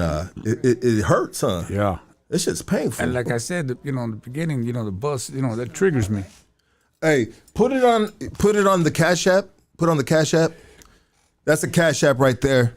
If anybody wants to support, $1, $2, $5, you know what to do. We appreciate it. You know we do this too. We do this with the fellas. If anybody's, which I'm sure a lot of you guys are familiar with what we do right here. This is our way of trying to contribute to individuals that have been down a tough road and that are now reformed, trying to do better in society, repay if it's even possible, right? Let's be realistic, but still, you know. We got 840 people. If everybody could donate $1, that'd be a great start for Hector. Yep, it sure would. Speak on that, Casey. Straight up, that'd be a good. And this is what we do. We help right here. Some people are like, "How you gonna help a killer?" Well, we all have different levels of sin in our life, but I get it, you know. And you don't have to donate, you know. Yep. You know, and I hate to throw it out like that, but I really try to be transparent, you know. Yeah. Because that's not who you are now. No. You know, and took a long time to figure that out. Yep. Took a long time. Hector? That was a long road. Yeah. I mean, fuck. This is the worst time to say, well, what was your biggest regret? You know what I mean? He'd be like, hold on, let me pull out this scroll right here. Yeah. You know what I mean? He has 40 pages. He wrote that down, probably, right? In that manifesto. You had to write that down? My biggest regret was doing that heroin. Because that's what led me down into the darkness. That's what kept me in the dark. Yeah. Was the heroin, you know? I'm sure there might be other people that are thinking that maybe you should have another biggest regret, but I get it. You know what I mean? Yeah. You know? Yeah, you know, or it could be my biggest regret was taking that dude's life. Yeah, well, you don't got to be politically correct right here, sir. This is Hood Stocks. I mean, I wasn't trying to blast you either, put you on blast, my G. You know, but sometimes we got to, you know, say what people are thinking sometimes, right? Yeah. You know? You know, because it was something serious. At that time, I didn't look at it as serious, you know, but when I started to change my life, I looked at it like, man, I took somebody's son, somebody's brother, somebody's uncle, you know? And I took somebody who could have been a contributor to society. You know, we never know. You know, but in my immatureness of not my impulsiveness, I took him. Yeah. You know what? Frankie didn't remind me. No. I gotta check it out. Put it right here. I want to give a shout out real quick. Not real quick. I'm gonna take my time, baby. Shout out to Clean Ass Kicks for blessing your boy with these bad boys right here. God damn, what are these right here, Casey? Damn, these are some like the Union. Are those the Jordan 2s? Damn, those are these fresh. motherfuckers are hard, dog. Clean Ass Kicks. Everybody follow them on Instagram. Hey, let's do this real quick. We gotta do these ads, bro. Hey, we'll take a couple phone calls. You good with a couple phone calls? Yeah. Oh, excuse me. Let's see. Let me see. Oh, Frankie gave me a text. Let me see. Hold on.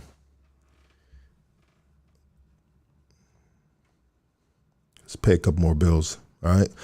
Looking for some quality cannabis. I'm in Killa Quality Cannabis. Hit up the folks at Killa Kush. They specialize in bringing you the best quality available from OG to exotics. They got it all. Hit them up at killakushcali@gmail.com or follow them on IG, Instagram at Killa Kush __420. And also, if you're in this area right here, they got East LA Exotics, baby. And they are located at 6009 East Olympic Boulevard. Okay, we are also sponsored by Gutter Phenom. Gutter Phenom is a lifestyle brand that is dedicated to supporting and inspiring individuals who are determined to achieve their dreams. We believe that no matter where you come from or what you've been through, with hard work and dedication, anything is possible. A portion of the proceeds are donated to organizations that provide vocational training for parolees and scholarships for those in need of drug and alcohol treatment.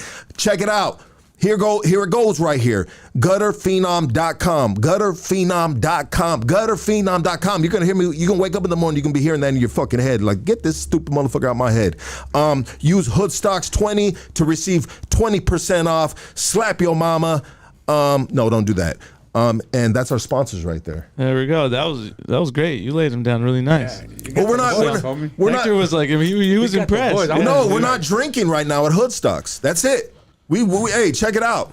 The drinking has been horrible right here, straight up. And I'm fumbling some shit off fucking alcohol and taking shrooms like an idiot. You know what I mean? Nah, we gonna correct that. You know. Second podcast, no alcohol. You know what I mean? We're just gonna smoke the greens, baby. Shout out to Steezy. Steezy, baby. Shit. Big dogs right there. Messing with Hoodstocks. Imagine that.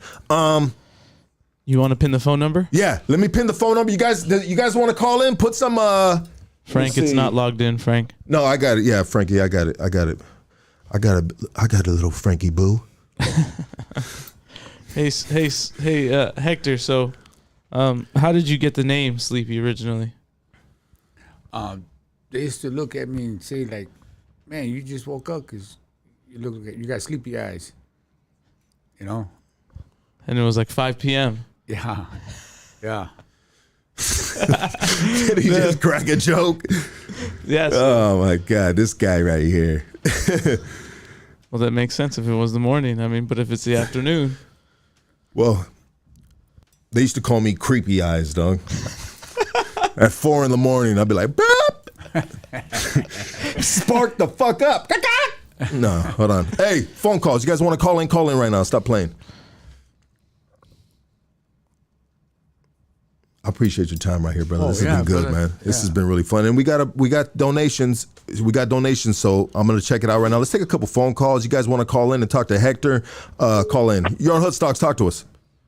Yeah, Steve, this is Joshua. I met you at Figueroa in 30th Street. 30th Street, you're right there with some homeboys.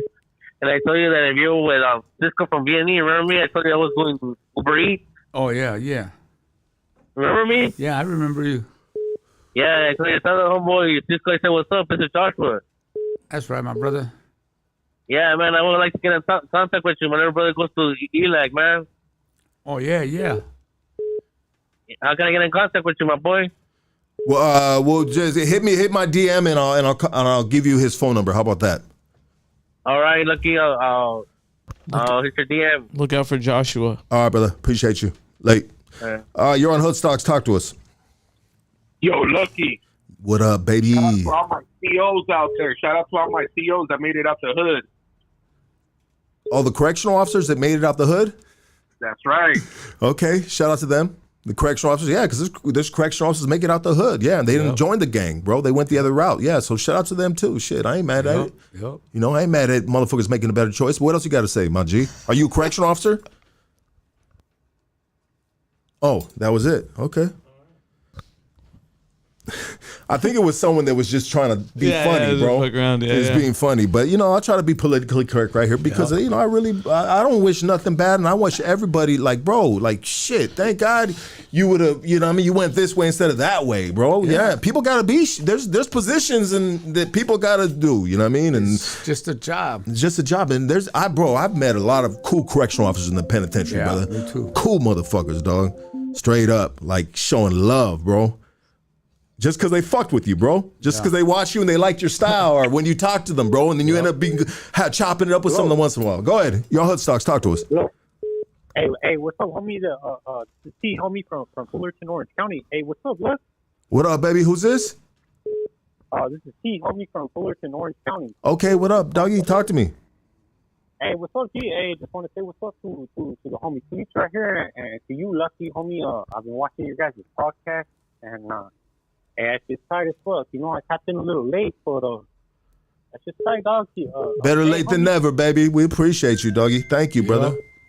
Hey, that's what's up. Hey, hey, homie, you're about to getting drunk and taking fucking mushrooms and shit. Fool, you fucking did not fumble the ball, homie. If I would have taken some mushrooms, homie, I would have been fucking gone, dog. I would have flopped that shit. So, like, for all those people talking shit, homie. Hey, homie. I take it though, bro, because you know what? People don't understand it is because it's the comments, but it's the comments on top of my conscience. You know what I mean? That will weigh me down. You know what I mean? And my conscience is way heavier than the comments. You know what I mean? But I take it, bro. I take the constructive criticism and at the same time, like fucking, why wouldn't I want to do better? Because for myself and my boys around me and my family, you know what I mean? And be a little more responsible and shit, dog. And understand the numbers are growing, bro. And we got to get professional at one point in time. It just started out with just homies kicking it and having conversations. Yep. And now the numbers are going up and it's just like, oh shit, I might have to really do, you know. I might have to get sober. Nah, not sober. I smoke weed and I'm cool, baby. No, dog. I will never let my alcoholics down, dog. You know what I mean? Promise you guys, dog. But you know, we gotta put a fucking ceiling on this shit, dog. You know what I mean? And when I see myself slipping, bro, it's not me, it's not the podcast, it's my kids and my family, bro, that come to mind. You know what I mean? So that's the main thing that makes me just fucking step back. But I'm a wild man sometimes, dog. You know what I mean? Yeah. You know, hey, family is everything, homeboy, and fucking, you know what, dog? Like, you know, just keep doing what you're doing, doggy. Like, fuck it. I mean, you know, the haters are always gonna hate, homie, but we will get better, and we'll make those haters. Yeah. Fucking into supporters. Yes, thank you. Into supporter. It's like he tried to like verbally walk me through that. You know what I mean? And he had a hand up like this, dog. Dick. Hey, I support taking mushrooms and drinking beer. Nah, just saying. All right, my boy. Hey, good talking to you. Next phone call, dog. Love you. Have a good night. You're on Hoodstocks. What do you got to say to the OG, triple OG? Hey, what's up, Lucky? This is Jake. That's my Theo right there. That's your Theo? That's my Theo, my Uncle Hector. This is Chinook. Hey, Uncle what's Hector. up, Chinook? I ain't seen this boy fucking years, man. You haven't seen him? No, I ain't seen him in years. Well, shit, you're gonna see him now, bro. After this conversation. Hey, what's up, Chinook? Yes, sir. I just put you in Lucky, and I see you on here, Uncle Hector, and I was like, what's up with that? Yep. You know, I'm trying to do something positive, and I had the pleasure of being on this outlet. That's a great opportunity to reach out to the new generation and let them know, there's a different path they can take. Yes, sir. Thank you, Lucky. Let's go, baby. Let's go. We're going to highlight that right there. Because that's what we do right here already, bro. Yeah. But sometimes it gets a little fuzzy, bro. You know what I mean? And you got to fix the fucking antenna on the TV, dog. And that's us. Hold on. All right. Damn, that was your nephew, bro. That was my brother's son. How come you haven't seen him, bro? Well, I haven't seen him since I got out. I seen him once, like 5 minutes no, I didn't even see him. We had a funeral recently, but I didn't see him. Okay. Well, you're probably going to be in touch now, bro, after this, hopefully. And if you want to get his number, DM me, my G, and I'll get you his number. You're on Hoodstocks. Hey, what's up, Lucky? What up, big dog? Chilling. Just calling from fucking East South Central LA.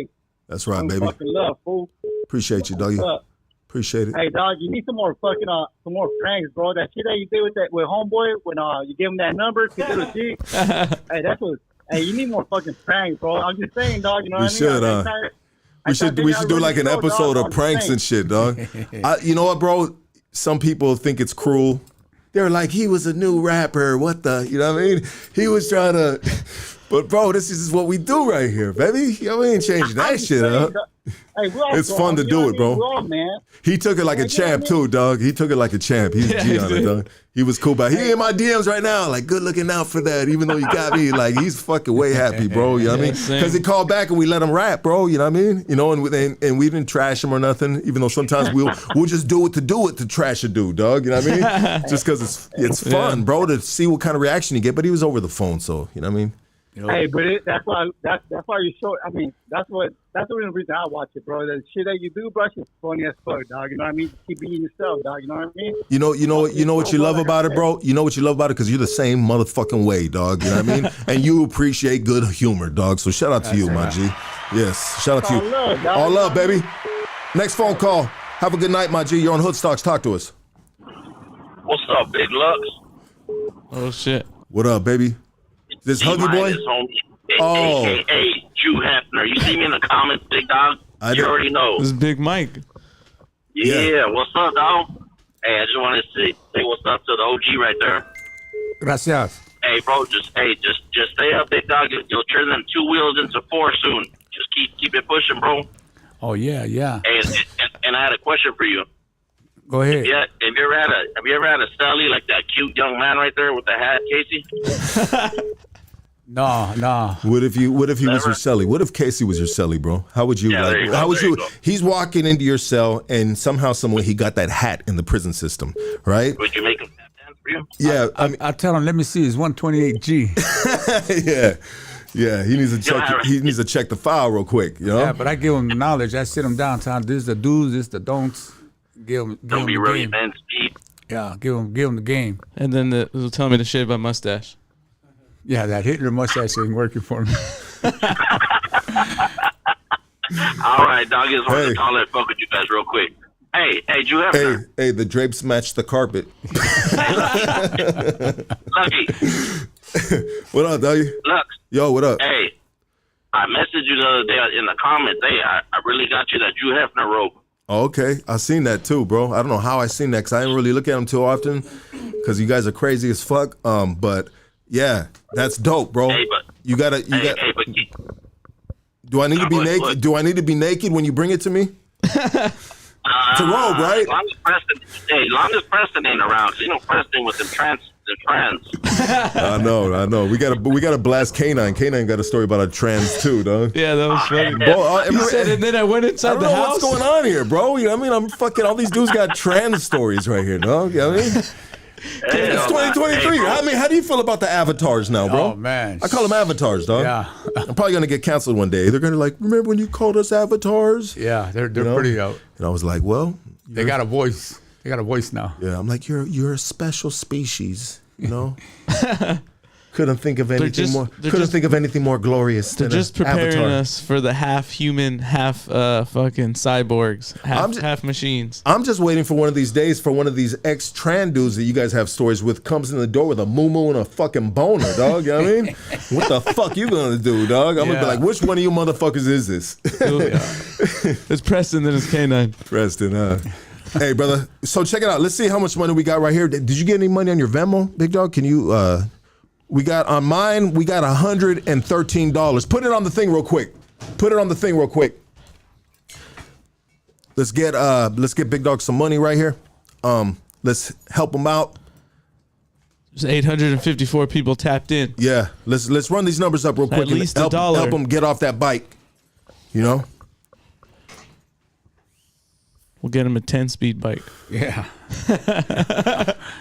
Gonna be rolling straight. Well, yeah, the Tour fucked de up, France. Well, I seen the bike, bro, and the fucked up thing about it, dog, is it's like a fucking yeah. Oh shit, from the boy Frankie, 50. Oh, thank you. Yes, sir. Cash money's always the way I like to fly. Let's see. Yeah. Any donations? Let's get this call right here. Let's flip it over here. You're on Hood Stocks. Talk to us. Hello. Yeah, go ahead. Okay, yeah. Hey, I'm trying to get at him, Hector. I grew up with him from fucking junior high school, and I just heard on your show that he's riding a bike to fucking college. I got a van for him, bro. He can take. No way. And I ain't selling it to him either. I know him from back in the day, bro. Oh shit. Who's this? And I'm watching him right here. I'd like to talk to him. This is Joe. I grew up on Hancock Street. He knows where that's at. Yeah, and he kicked it over there in Thomas Street, and he kicked it over there in Gates and all that. We played football against each other on the weekend. Yeah. So if I could talk to him, that'd be cool. You're talking to him now. You're talking to him now. It's me, Joe. Oh, is that you, Hector? Yeah. Orale, yeah, this was Weevo. Black was my carnal, and we used to play football at least in high school on the weekend and take $1 each, and whoever won fucking took the pot. ¿Te acuerdas? Yeah, I remember that.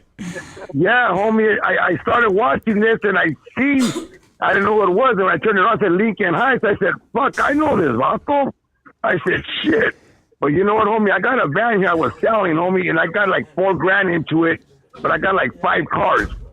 It's yours, carnal. I live out here by Saracito and Hemet. Oh, yeah. I will give you the pink slip, everything, and it's all you, homie. I did my time. I've been out 25 years, carnal. That's Thank good. God, you know what I mean? Yeah. Wow, that's But I amazing. spent all my fucking 90s in there. Yeah, Behind robberies and carga, same shit. You know what I mean? Yep. But I had to retire it. You know, so Sounds like we got another story to get on here.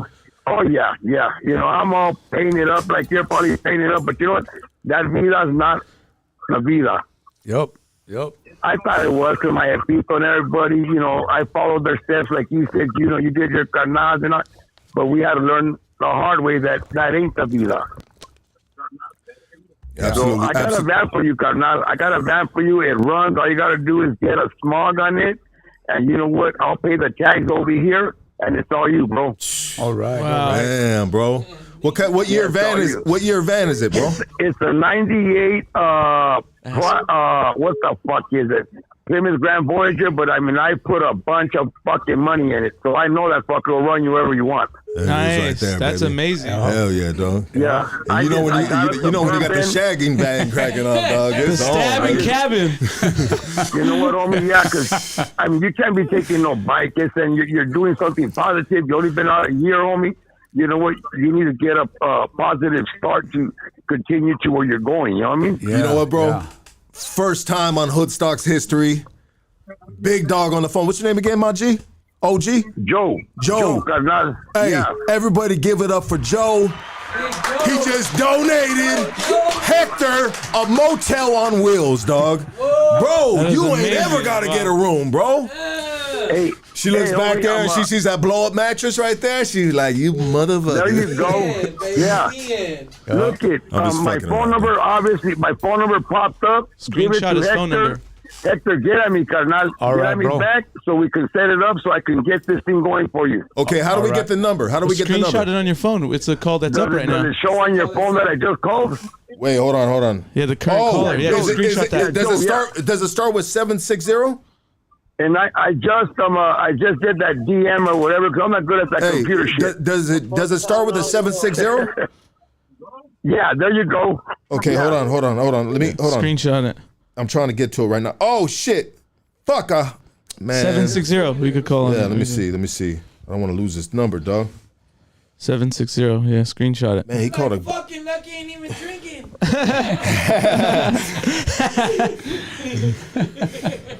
fucking Rick. Fucking asshole. Okay. Hector, how does that feel? Oh man, That's speechless. love, homie. Look at that. That's amazing. Yeah, That's amazing, speechless. Bro, That's all I can say is that's amazing. Wow. So does this mean I get to keep this money right here? No, just fucking with you, dog. That's I'm fucking that's with you, your dog. first full tank right there. Well, we got 145 right here, bro. That's mom check right Yeah, there. no, 100. Well, 100%. I'm just fucking around, dog. We're at 145, everybody. Where you go? I'm trying to put it. Good Frankie. shit. Yeah. That's insurance for the first month. Yeah. Damn, baby. There it is. Yeah.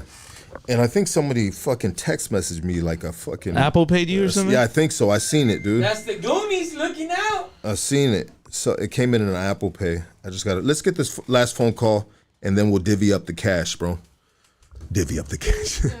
Go make the runs. Hey, y'all Hoodstocks, talk to us. Oh man. Is that a gremlin right there? Hey, I just lost you guys. Yeah, there you go. Hey, Joe, you're back on. Yeah, okay, I know I just lost you guys. Okay, but you guys got my number, right? Yes. All right. Wait, Yeah, hold on. that Let me just make sure I screenshotted the right number because there's so many people calling in. It's ridiculous, big dog. Give me your phone. I don't want to fuck this up, dog. Hold on. I don't want to fuck this Well, up. it'll be a 760 and then it'll be a 658, and the rest of it should be showing right there. I got it, baby. I got the right number. We got Thank it. you, Joe. We Thank got you, it. Joe. Thank you, Joe. All right. Man, You Joe, got it, you're you gonna have a got it. great year this year, Joe. Joe, thank you. I'm trying to, man. This is the best way when shit, and I'm not just saying it, but I do this myself, bro. When you need to reverse energy frequencies, you gotta just like, I don't you gotta ground out sometimes, bro. I don't do this to anybody. But I know Hector, you know what I mean? Personally, from way back when we were kids, you know what I mean? Well, I ain't gonna let a homie on a bike, you know what I mean? Don't go down like that. That's right, homie. That's Hey, love, baby. what position did Hector play in football? I don't remember. We were kids, Oh, man. you guys were kids. Oh, okay. It wasn't organized Oh, it wasn't football, organized. dummy. It's in It the was fucking street, Oh, dog. Mr. Little League over there. Shout out to Little League over there. He got like all the Little League pictures at home, bro. You know what I mean? To this day, dog. What I remember is they always had the good shoulder pads and helmets, and we pulled up with whatever we found. Fuck, dog. A Cadillac hubcap. You know what I mean? Fuck it, dog. Shit.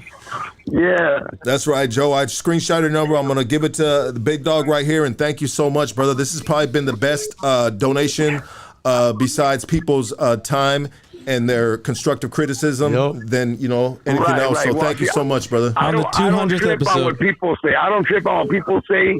Everybody has good times, bad times, but you know what? He's turning it around. That's You know what I right, mean? bro.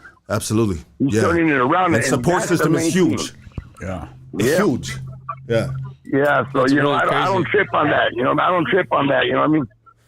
I'll get blessed later on. How? And if I don't get blessed, I don't even care. I'm just helping a homie out. You know what I mean? That's Well, right. you know what, bro? You're already blessed because you're alive to give a blessing forward, bro. So you're blessed, brother. So thank you for the blessing, brother. I keep asking God, why don't He take me home? And He got me stuck on this earth. Sometimes people feel like that, and I get it. But and keep your see, chin. Hector- Hey, big dog, keep your chin up, man. I always do, man. Got you. Okay. Got you. Absolutely. All right. And we always hear Hector, too. Can Pull Hector up. hear me? Can Hector hear me? Yeah, I hear you, bro. All right, carnal. Mira, get my number, carnal. Get at me, and then we'll get this thing going. Yes, And man. after that, homie, it'll be good to see you también, because it's been actually we were kids. I said when last time I seen you, Yeah, I know it's been that a was long time. in the 70s. In the 70s. Yep. Damn. 70s. 77. Yeah. So, yeah. Wow. Yeah. You know, so it'll be good to see you, carnal. You know what I mean? And I've been there, done that. You've been there, done that. But you know what? You leave that shit behind, and we just go forward now. That's all. Exactly. Yeah, but it's good. I'm seeing you on TV, so but I'll see you in person when you come for the round flacker now. Yeah, Simon. All right, cuídate. Stay strong, stay up, bro. And you know what? It can happen because I got 25 years out. You're gonna be having that the same thing. That's right, Holmes. It'll happen, homie. It'll happen. We just gotta just, say cubo to the gentes that we ran with and just keep on moving. You know what I mean? Yep. Like you said earlier, I don't kick it there no more because if we do, you know what happens? We get washed up with them. Exactly. Yeah, but hey, it's good to hear from you. I was waiting for a number. I got one, so this was meant to be, homie. So you know what? I'll wait for you to call me, and we'll go from there. All right, homie. I'll call you, homie. Muchas gracias. Cuídate. Yeah. All right, homie. Thank you, brother. Thank you. All right. Hey, so and also too, brother, we have a gift for you. It's actually after the show. We have 30 minutes of Casey's entertainment in the laundry room over there. No? That's All right. I'm sorry. I'll just fuck with you, big dog. Damn. Hey, That's a first. That's brother, crazy. This has been dope. Yeah. I mean, man, bro, you're like a natural right here. Yep. Oh, speechless with that one. No, I'm not saying. I'm just saying, bro. Like this story, bro, was a good, bro. What a journey, man. Yeah. And somehow, some way, you made it out the other end, brother. And you're here to speak on it and pay it forward. Yeah. You know, I'm thankful and appreciate the fact that you let me share my story. Because there's a lot of people out there that hear it all at one time instead of one at a time. And this is a good outlet. It's a positive outlet for homies. Because we live a life that most people don't. And we give them the understanding why we live this life. Why. And why we're making a change. Or how we're doing it. And because I think that's important. So they don't just see the old. They don't just see Sleepy. Now they can see Hector. Or whoever it may be that sits here. It's their time to reach out and let everybody know their story, because a lot of times we're unheard, we're not seen in society, we're shunned on. We are. Well, you know what? This has been kind of like treading uncharted waters, and I've sound like a broken record with this, but I mean, there's a way to tell your story, and not, still respect boundaries. Right. Still respect boundaries. And that's one thing that, I wanted to bring to light is individual stories, and respecting boundaries, and understanding that, hey, it's our story. And if we can tell it in a certain way, it can be told, because for so many years, I guess the culture is just a real tight-lipped community, right? But I think there's my objective, brother, was to people see these painted faces, bro, and they think the worst. Why? Because there's never they don't ever hear anything come out their mouth, bro. Exactly. They just see what's written on paper and seeing behind a cell, And I personally have been with the craziest, wildest individuals, bro. That you hear their story, you don't even share your story, dog. You're just like, God damn it, bro, you went through that shit, and we only fucking 18 years old in this penitentiary right now. Like, it just like, like when we all think we have it worse, but there's always gonna be somebody that has had it way worse than you, and it's just, I understand the pain, and I've been with these dudes, and I had my own personal pain, whatever, and I've had the most interesting conversations with the fellas. Yeah. Done the craziest shit with the fellas, and I feel like it's a not misunderstood community, because if you do bad, bro, then you're gonna get bad, bro. Right. You're fucking up, right? But there are reasons behind one's action, and this is a place where you can hear stories from individuals that haven't always been telling their stories, right? Right. And that's what I see. I see you as a blessing, because you created this, and you came up with the concept of the idea. You know what, man? Let's put our stories out there. Let's create a platform. You created a platform here that allows us the opportunity to put our stories out there.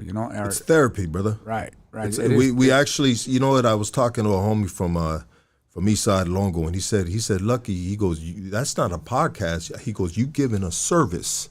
Yeah. A lifer. He was on here.